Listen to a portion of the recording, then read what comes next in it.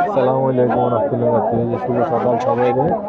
হলো বাঙালি market, Saudi আরব রিয়াদ, জেদিসানায়া বাঙালি গলি।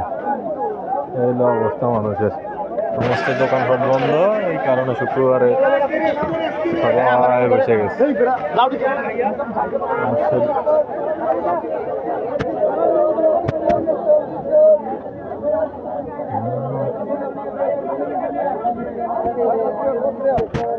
বুঝবেন